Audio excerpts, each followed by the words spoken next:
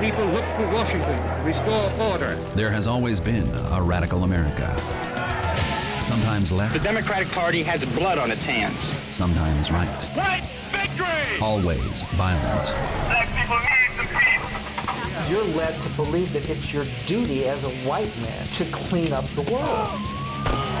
Their main target is the government. The first civil right of every American is to be free from domestic violence.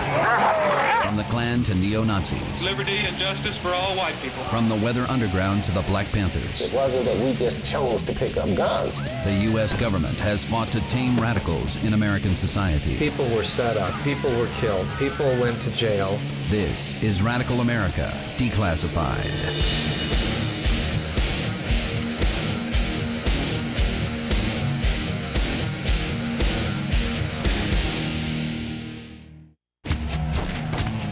This is the story of a violent fringe group, radical American protesters who plot to tear down the government. They embrace violence, destroying the goods and property of anyone who crosses them. They are the Sons of Liberty, radical Americans who threw the Boston Tea Party in 1773 and helped kick off the American Revolution. Ever since, protest, sometimes violent protest, is part of America's DNA. But I don't think anybody just sets out and says, let's go be violent. I mean, it is a response to the fact that nonviolence did not provide the kind of change that was hoped for. The secretive groups of radical America are like the Sons of Liberty, men and women who claim they are driven to violence. 20th century America, particularly the 1960s, saw many people driven to the edge. The Black Panther Party, marching around in berets and black leather jackets and holding shotguns, is certainly not a strategy that's going to win you white support. It's not going to get you allies. So the turn to violence is a tragic consequence of the failure of body politic to really open its arms and say, here, okay, we'll all sit together at the table of brotherhood. September 1920, New York. A bomb containing 100 pounds of dynamite sends 500 pounds of shrapnel into the crowds outside the J.P. Morgan building, killing 30 people. Like the events of 9/11, this terrible death toll in the midst of lower Manhattan steels the resolve of the police and the public to confront the anarchists who set the bomb. The Soviet Union had just been created. The Communist Revolution had just occurred. We were in a very unstable situation domestically, and in those times, people usually look for a scapegoat.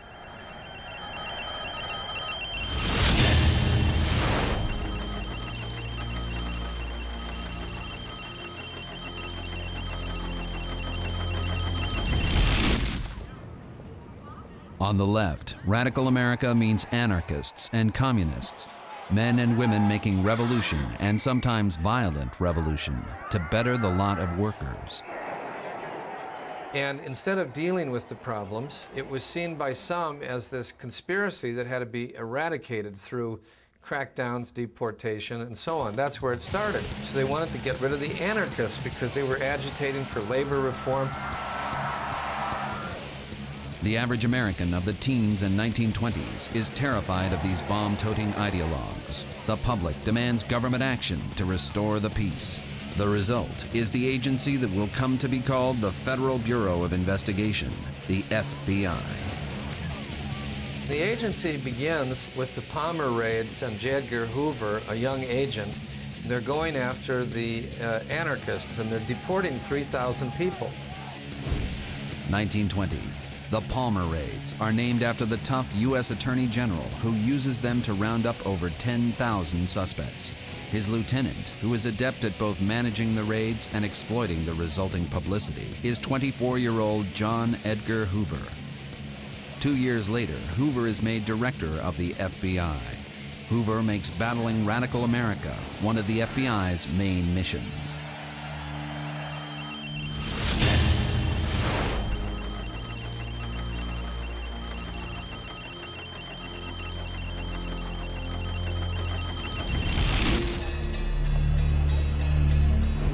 1920, outside the cities, a different vision of radical America takes shape.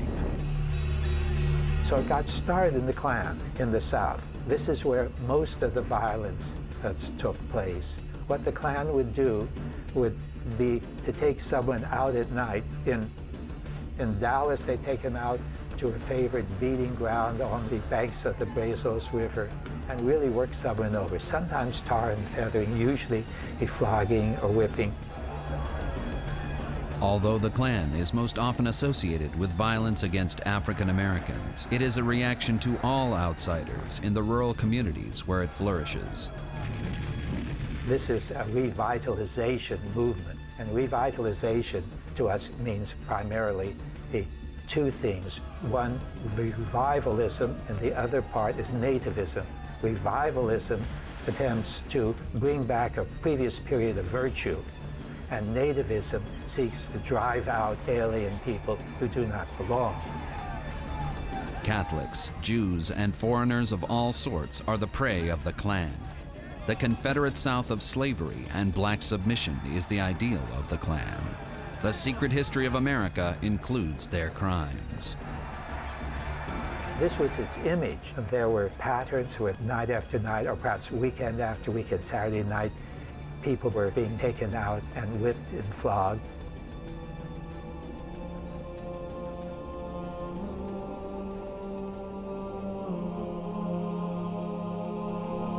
At its height, the size of the Klan is truly staggering.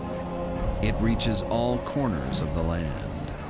It became the great fraternal movement in America, in which it had at its peak as many as 4 million members, and I count that somewhere between 1/10 and 1/7 of all white, native-born Protestant American males at one time belonged to the Ku Klux Klan.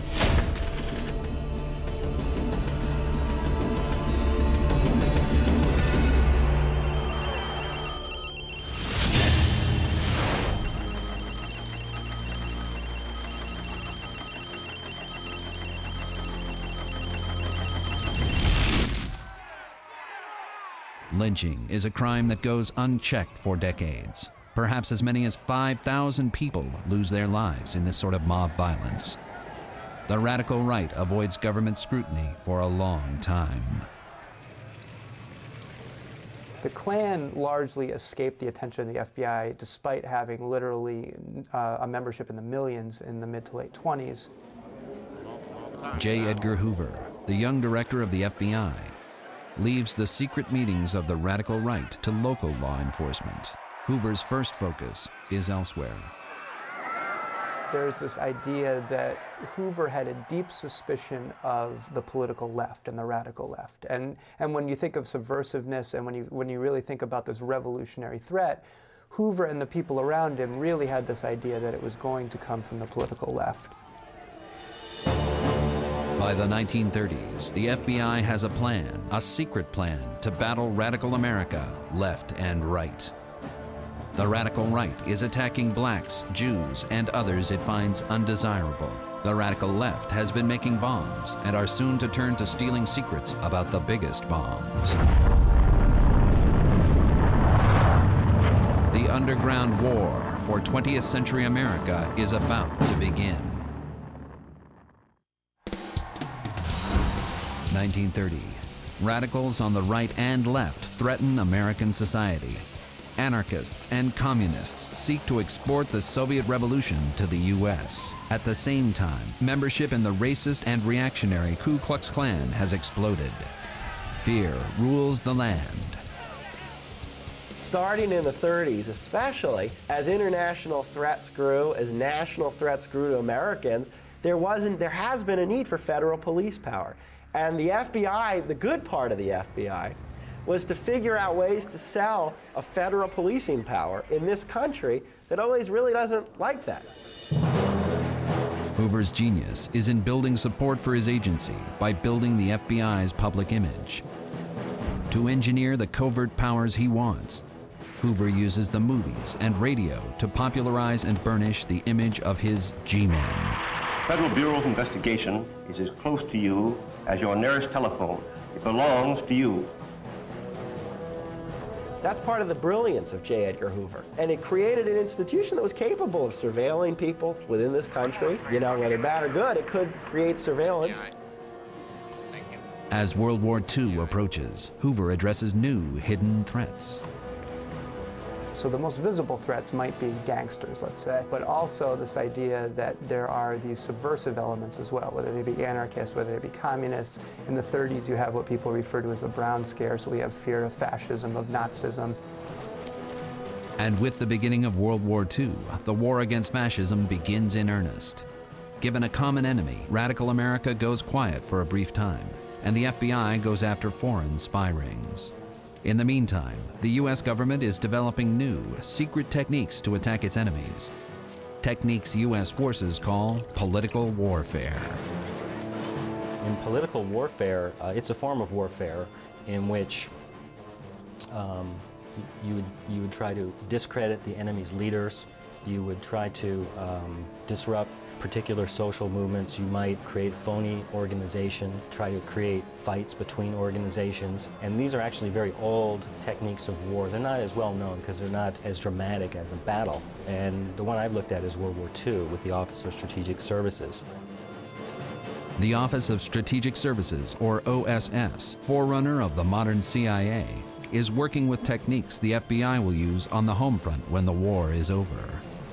The FBI calls their new program Cointelpro, short for Counterintelligence Program. Cointelpro really used a lot of the techniques that were developed and refined by the OSS in World War II. The OSS, in turn, learned a lot of this from the British political warfare executive. Anonymous leaflets, poison pen letters, write a letter to someone's employer that makes it look like they're incriminated in some way, working for the enemy.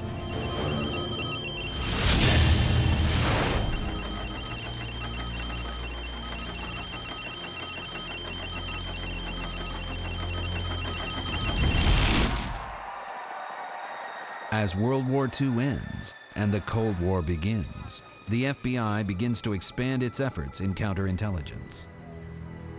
Because the FBI has the unique responsibility of catching spies, it engages in counterintelligence, which focuses on spies who are trying to get secrets from us. So in the counterintelligence area, the FBI has a long history of catching spies such as the Rosenbergs and trying to thwart efforts to undermine our national security. March 1951. The American public is told that Julius and Ethel Rosenberg have given the atomic bomb secrets to the Soviet Union, and that we should all prepare for World War III. The two radical scientists are the national symbol of a covert threat from behind the Iron Curtain.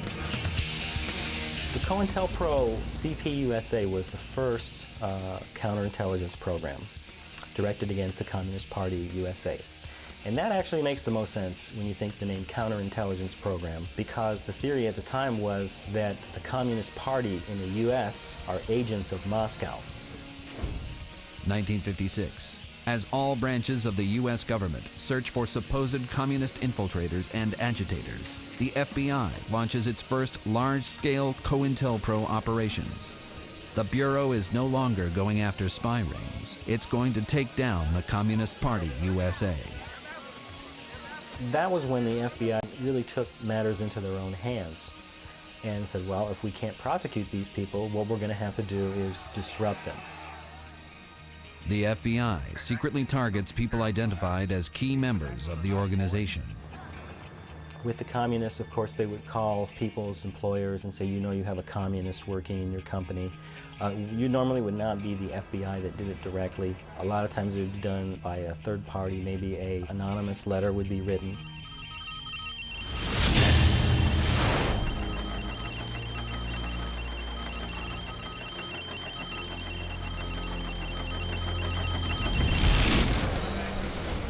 (1958). With the virtual collapse of the Communist Party USA due to the jailing and deportation of so many of its leaders, the government is emboldened to use COINTELPRO against other political groups. February 1st, 1960. A wave of student action begins. Nonviolent action. seems to have begun with 4 black students, unknown at the time, at a university in North Carolina who sat down at a segregated lunch counter. Within weeks, months, 5,000 young people were in jail. That was it. The key to the civil rights movement is nonviolence. Protesters meet harsh resistance, but they have their day in court. The Supreme Court has ruled that segregation is illegal, but when you really get to 1963, 64, 65, and you look at the actual condition of people of color in this country, particularly African Americans, you see people for whom these changes have not actually altered the landscape of possibility at all. One unchanged feature of the landscape is the radical right. In the face of the civil rights movement, the Ku Klux Klan strikes out with murder, mutilations, and bombings. And this was just the Klan's kind of thing. And so the Klan brutally attacked, fiercely attacked, the bus riders, so-called Freedom Riders, in 1961 in Anniston, Alabama, Birmingham, Montgomery, and literally beat them into the ground. I pledge allegiance to the flag of the United States of America and to the republic for which it stands, are going to suffer. One nation, under God, is indivisible, with liberty and justice for all white people. September 15th, 1963. 4 young girls are killed at the 16th Street Baptist Church in Birmingham, Alabama. When men will seek to destroy the Church of God, they have degenerated to a tragic level of inhumanity and sin and evil. Radical America's violence is fueled by disappointment and desperation. The rage of the Klansmen has unintended consequences. The great distance between the possibilities that were raised by the civil rights movement and the actuality of the daily life of being a black American. In that distance, a great deal of rage is kindling, and it explodes. And the famous Langston Hughes poem that ends, he's talking about what happens to a dream deferred, and the last line of it is, or does it explode? Well, it does. It explodes in Detroit, and in Newark, and in Chicago, and in Watts.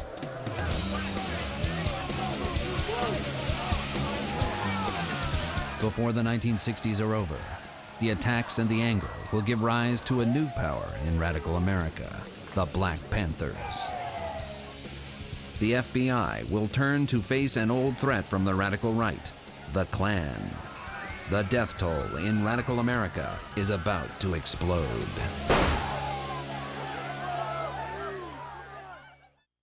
Fight until justice rolls down like water. 1964. While the radical right in America continues its attacks through groups like the Ku Klux Klan, the radical left is heading to the barricades. Taking the cue from civil rights activists, young Americans begin to organize against the Vietnam War. There were real pressures on these people. In other words, they might have to go fight in Vietnam. When they demonstrated against Vietnam, the National Guard or the police turned mace on them or guns on them. People died. So that their notion that they were actually working shoulder to shoulder with black activists, they made of themselves an oppressed minority. They were increasingly afraid and attacked. Once again, a cycle of violence and fear begins to charge up radical America. The restrained protests of the civil rights lunch counter sit-ins don't seem to apply to the violence of Vietnam. People fail to realize what the dynamics of a revolutionary struggle are in the first place. That continued, but the second kind of civil disobedience turned much more into resistance. Refusing the draft, burning draft cards, blocking troop carriers, railroad trains, blocking draft boards. 1968, Chicago. Growing frustration over the war boils over outside the Democratic National Convention. The Democratic Party has blood on its hands, and it's a struggle about what the future of this country is about. And young people are not going to stay neutral, they're going to be involved. And police consider enemies of the state anybody who stands up and challenges the status quo. Police are brutal. As protesters and police continue to up the ante on each other, the city erupts in chaos. Well, there was a huge street confrontation in Chicago 1968 when the Democrats passed on the opportunity to end the war. They were going to nominate the president's man, and Mayor Daley refused permits for what would have been a very, very large demonstration. That led to about 5 days of street confrontations. One person killed, many people beaten up. Even reporters, 65 reporters were beaten up by police or gassed by police. No one knows how to stop this latest version of radical America. In 1968, it seems as if the whole country is melting down. The FBI once again employs its secret weapon, Cointelpro. There were a lot of things going on in the 1960s, late 1960s in particular. And a lot of people really believed that, the Russians are overthrowing our government.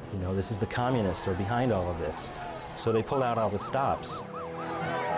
The code name for this series of operations is Cointelpro, Due Left. The FBI came up with this name, the New Left. There was never a group called the New Left.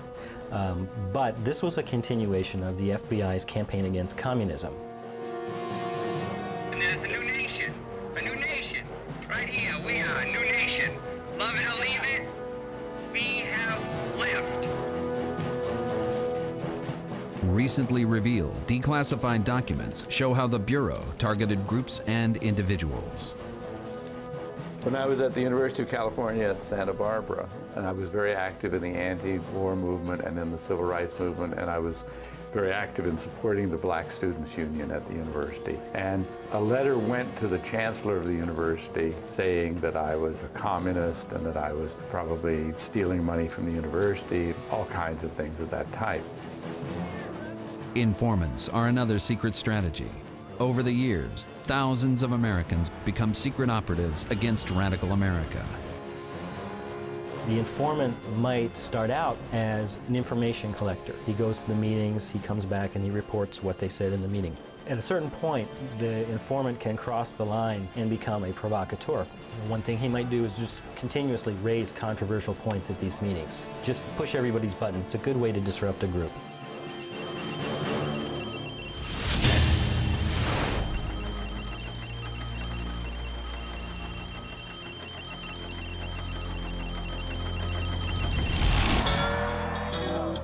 The existence of informants gives Cointelpro another weapon, bad jacketing. Bad jacketing, also known as snitch jacketing, is a tactic in which lies are spread about a formerly trusted member of a radical group. The FBI targets a faithful member of the group and makes others in the group believe that person is an agent for the FBI. It had very mixed results when it dealt with, say, the New Left. And the agents were just not very savvy about what motivated the New Left, what they were all about, what their ideology meant, and what their sort of broader culture was. If they did that sort of bad jacketing to Klan members, they were much more effective because they really understood the motivations and kind of the local culture of these people. Although the FBI has been slow to start combating the radical right, once they go after the Klan, they are very successful. So within a matter of months, the FBI has hundreds and hundreds of informants infiltrating the vast majority of the local Klan units across the South. As the 1960s draw to a close, FBI counterintelligence seems to be working on the right. The threat from the radical right seems to be diminishing, but it will soon explode again. And as the Vietnam War drags on, the tactics of the radical left become more desperate, with a covert bombing campaign launched by the Weather Underground.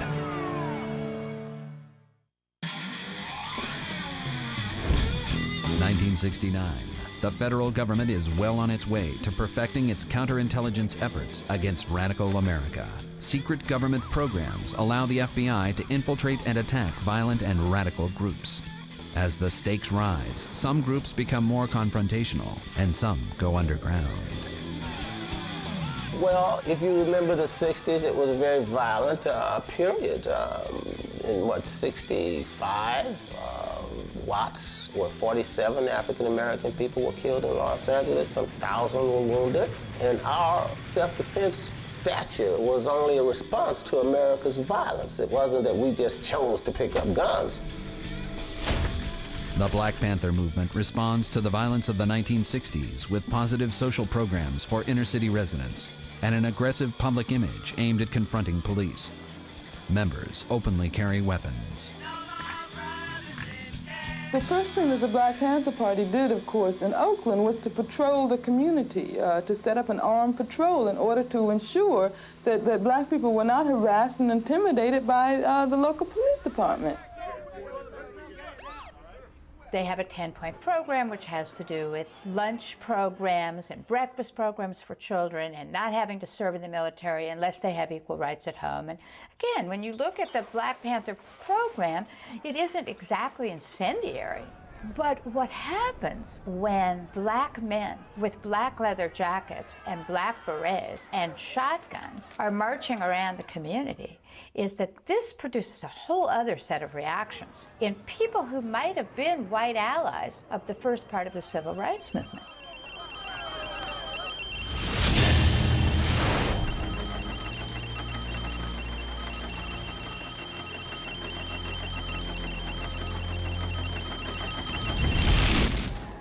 Well, the reality is that we were these young men and women who had a desire for equality and social justice. We were not criminals, we're not thugs. We were not a racist organization that hated all white people. We wanted to make this a better place for especially African Americans who'd been denied most of the basic rights. That's the reality.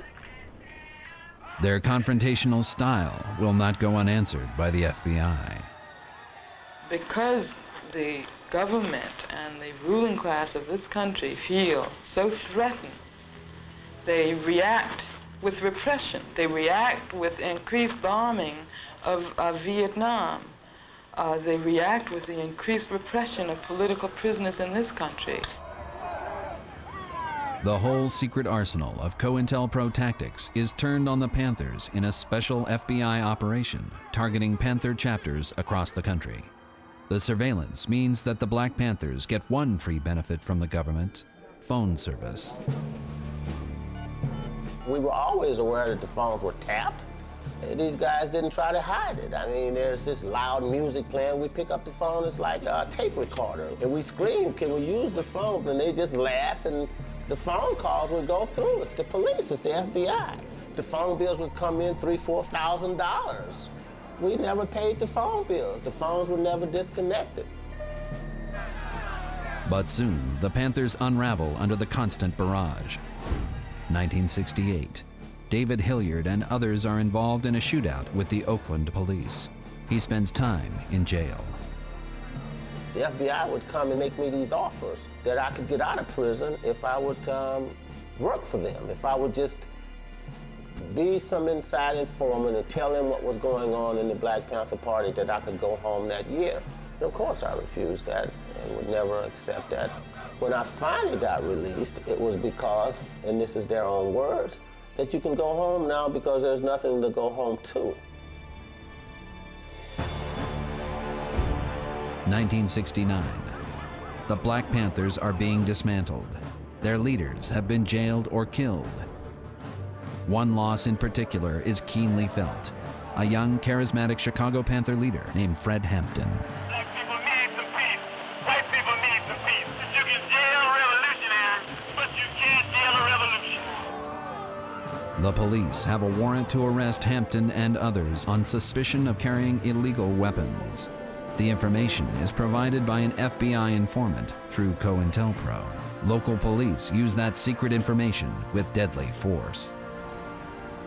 Fred Hampton was asleep in this house, so they came in through the garage at 4 in the morning and drilled the floor. They had the plans where Fred Hampton was sleeping and machine gunned it from the bottom and kicked the doors down and went through the house, shooting up everybody in the house. Investigations eventually indicate that all but one of the approximately 99 shots that are fired come from the police. the blood-soaked apartment becomes a place of pilgrimage. Over 5,000 people attend Hampton's funeral.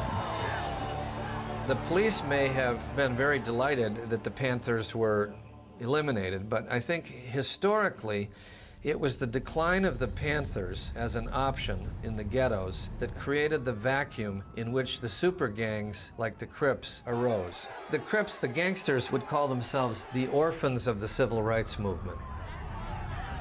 The death of Fred Hampton and the demise of the Panthers as a movement has another unintended consequence: the radicalization of the Weather Underground, the most secretive organization on the left in radical America. So the death of Fred Hampton sealed for them the sense that the American political system was out of control, that they needed to fight, and that ultimately it wasn't safe any longer functioning as an above-ground organization. The weather people initiated an action called the Days of Rage in Chicago in October.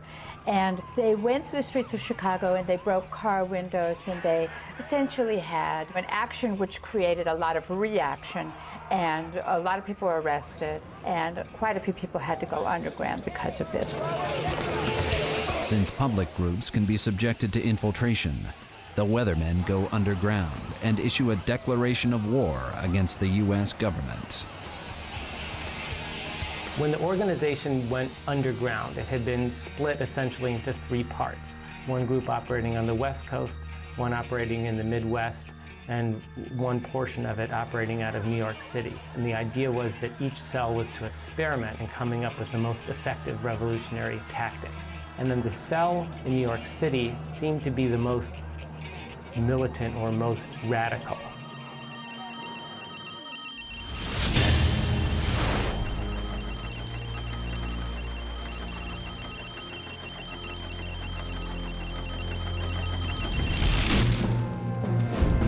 March 7th, 1970.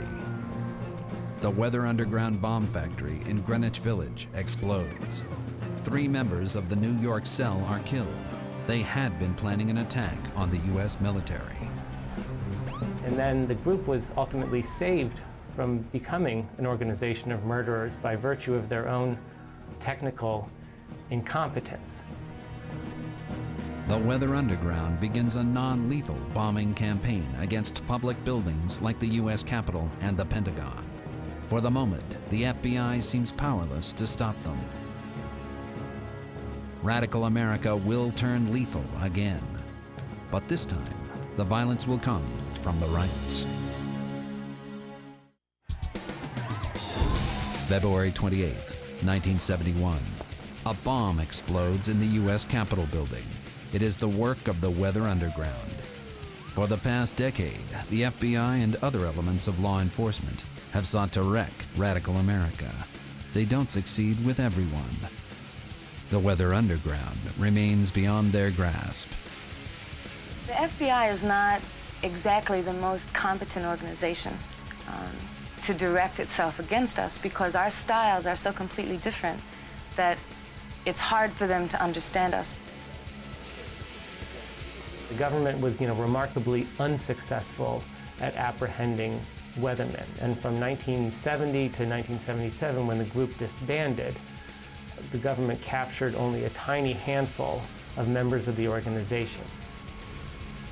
There are very tragic instances where they've been successful in infiltrating us, but actually those occurrences are very rare because of the way that this country is falling apart. More and more young people are beginning to fight the government on various levels, and so there's a huge mass of people who are underground fugitives can move amongst. While they pursue their non-lethal bombing campaign, the Weathermen become expert at living underground. The Weathermen were, as individuals, very, very intelligent, and then learned how to be good operating clandestinely. And then also they were fanatical about security. So they would develop multiple copies of credible ID, engage in elaborate decoys and uses of safe houses to conceal any time they met, limit phone conversations, speak in a kind of code, refer to each other by aliases. April 30th, 1975. The fall of Saigon marks the end of the Vietnam War and of the protest movements that it spawned. Groups like the Weather Underground lose focus, and the radical left begins to dissolve. At almost that same moment, the FBI's counterintelligence programs are dismantled. Cointelpro programs were revealed in the early 1970s under quite mysterious circumstances. The FBI's resident agency office, that's a small FBI office, in Media, Pennsylvania, somebody broke into the office and stole all these documents and then gave them to an NBC reporter. So it became a scandal, and it occurred at the same time as the Watergate scandal and the Pentagon Papers. And a lot of people felt like, what's going on? We don't know what our government's doing. 1975, Senator Frank Church convenes a Senate committee to investigate abuses of power under programs like Cointelpro.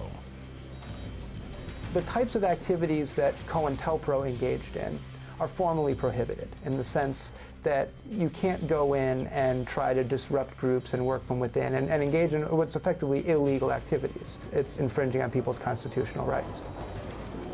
Congress rolls back secret executive programs like Cointelpro because they determine that time and again the FBI has violated the rights of law-abiding Americans. And what it really creates is what we think of as a criminal standard, meaning that if you're going to surveil someone, if you need to wiretap, if you need to follow them around, what you need to do is get a warrant, which requires probable cause. So you have to demonstrate probable cause that someone has committed a crime or is conspiring to commit a crime. Just as the left is falling, and as Cointelpro is being taken apart, the radical right is about to take off once again. But we love our own race, we love our own standards, our own heritage, our own values. And we want those things to continue. We do not want America to more resemble Mexico or Africa. We want our own standards and our own values, and we have to band together if we're going to preserve those. One of the things that comes out of all of these social movements of the late 60s is the fact that white people, white lower middle class and middle class, working class people, use some of the tactics of some of these movements to have their voices heard. The new face of radical America owes a lot to the methods and ideas of the Klan. What happened to me was I saw this telephone pole with a big poster on it that said, "Wake up, white man." And it had a phone number on it. It had a swastika on it. It was put up by the Ku Klux Klan. I took it off the telephone pole and I took it home and called the number. And the guy on the recorded message, about a 10-minute recorded message, said, "Wake up, white man. Mud people are overtaking our neighborhoods. Our property value is being depreciated, all because of the mongrel hordes who have come to our neighborhoods. And it's time to fight back, white man. White men built this nation. White men are this nation. Take it back." Groups like the Aryan Nations and White Aryan Resistance are peddling old poison in new bottles. Mixing Nazi and Klan ideology with skinhead culture, a new radical America takes shape. We had gone to a Benefit for the Homeless concert. Now, why would a racist skinhead go to a Benefit for the Homeless concert? Well, because usually there will be left-wing people there, or anti-racist skinheads, and they will fight. It's almost like the adrenaline that's involved when you're involved in these acts of violence, it becomes a need. The violence hasn't changed much, and neither have the enemies. The federal government is still radical America's main opponent. Today's right-wing radicals are inspired by a siege. In 1992, Randy Weaver was supposed to show up in court about an illegal gun sale. And he didn't show up, and he had retreated to his wilderness cabin in Ruby Ridge in northern Idaho. And the federal government went after him, and there was a siege. A federal agent and Weaver's wife and son were killed.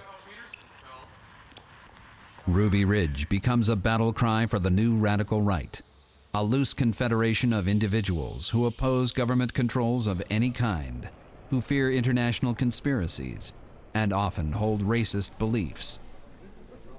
And they drew in all of the violent right-wing organizations, and they adopted what they called their policy of leaderless resistance.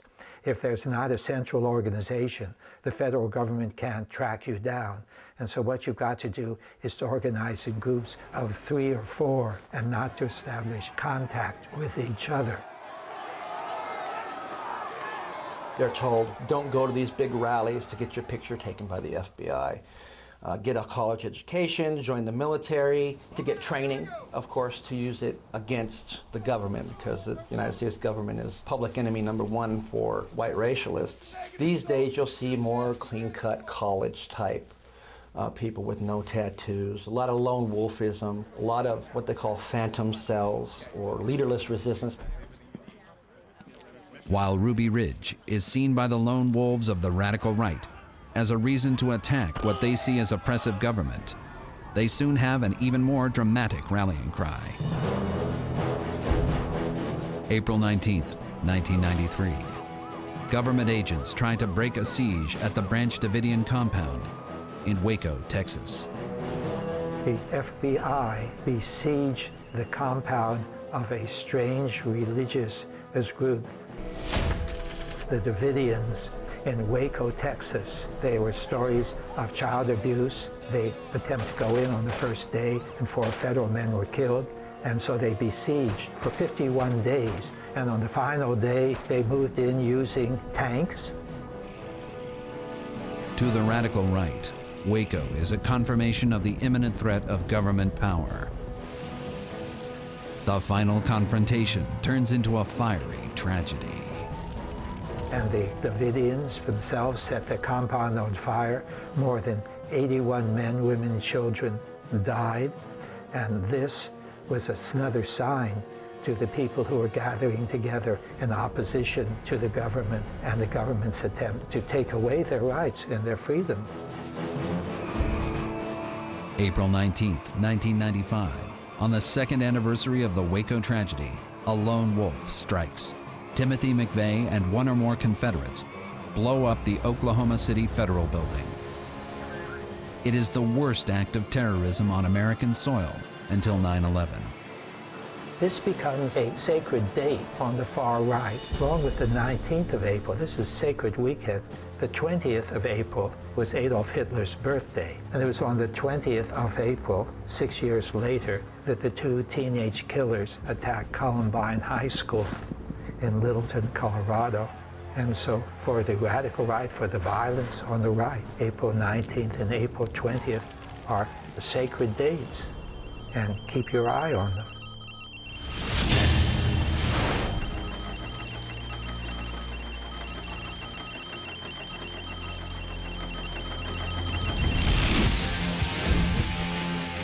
Today, most Americans are focused on Al-Qaeda and foreign terrorists.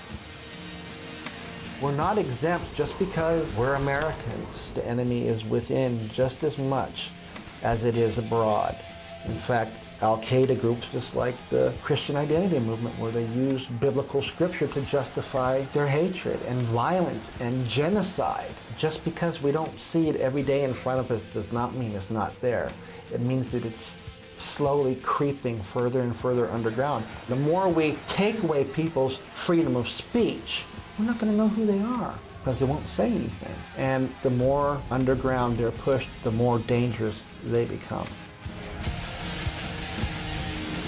Radical America will always be with us. It remains a part of the liberty that Americans have granted themselves, an essential struggle between government and the governed. But as Thomas Jefferson once observed, the price of freedom is eternal vigilance.